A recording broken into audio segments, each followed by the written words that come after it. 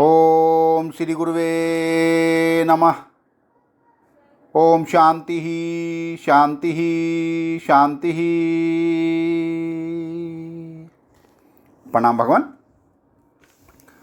भगवान योग वासिष्ठ महारामायण से उत्पत्ति प्रकरण सर्ग नंबर 118 से सत्संग चल रहा है भगवान।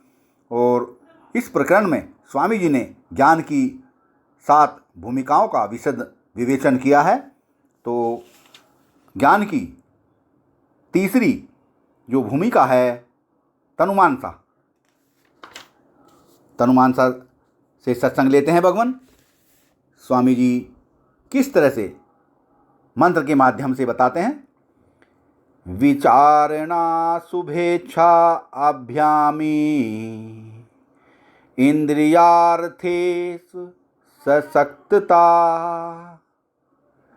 यात्रा सा तनुता अभावात् प्रोच्यते तनुमानसा।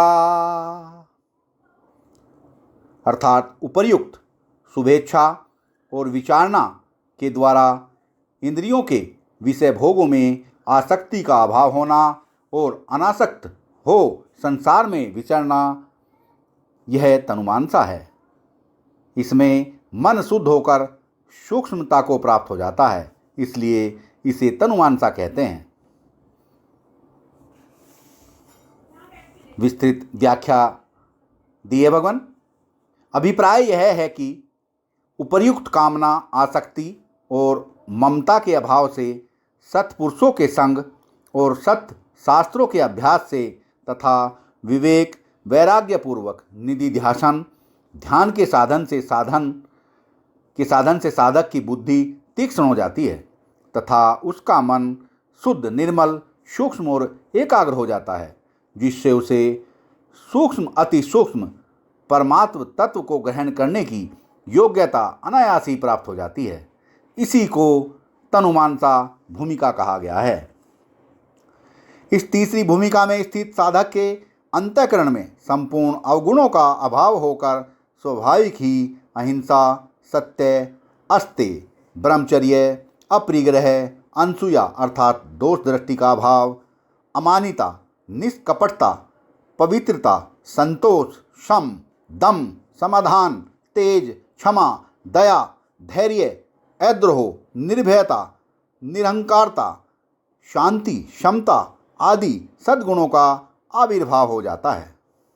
फिर उसके द्वारा जो भी चेष्टा होती है वह सब सदाचार रूप ही होती है तथा उस साधक को संसार के संपूर्ण पदार्थ माया के कार्य होने से सर्वथा अनित्य हैं और एक सच्चिदानंद घन परमात्मा ही सर्वत्र संभाव रूप से परिपूर्ण है, ऐसा दृढ़ निश्चय होकर शरीर सहित संसार के संपूर्ण पदार्थों और कर्मों में उसकी वासना का भी अभाव हो जाता है। वाह भगवान वाह। भाव यह है कि उसके अंतःकरण में उनके चित्र संस्कार रूप से भी नहीं रहते एवं शरीर में अहम भाव तथा मन, वाणी और शरीर द्वारा होने वाले संपूर्ण कर्मों में कर्तापना का अभिमान नहीं रहता, क्योंकि वह परवैराग्य को प्राप्त हो जाता है। परवैराग्य का स्वरूप महर्षि पतंजलि ने यूँ बताया है। योग दर्शन 1/16 तत्परम पुरुष ख्यातेरे गुण वैत्रस्न्यम। अर्थात प्रकृति से अत्यंत विलक्षण पुरुष के ज्ञान से तीनों गुणों में जो तृष्णा का अत्यंत अभाव हो जाता है वह वैराग्य, परवैराग्य या सर्वोत्तम वैराग्य है। पूर्वोक्त दूसरी भूमिका में स्थित पुरुष की तो विषयों का विशेष संसर्ग होने से कदाचित उनमें कुछ आसक्ति हो भी सकती है, परंतु इस तीसरी भूमिका में पहुँचे हुए पुरुष को तो विषयों के साथ संसर्ग होने पर भी उनमें आसक्ति नहीं होती, क्योंकि उसके निश्चय में एक सच्चिदानंद घन परमात्मा के सिवा अन्य कोई वस्तु रहती ही नहीं। अतः परवैराग्य हो जाने के कारण उसके अंतःकरण की वृत्तियाँ संपूर्ण संसार से अत्यंत उपरत हो जाती हैं।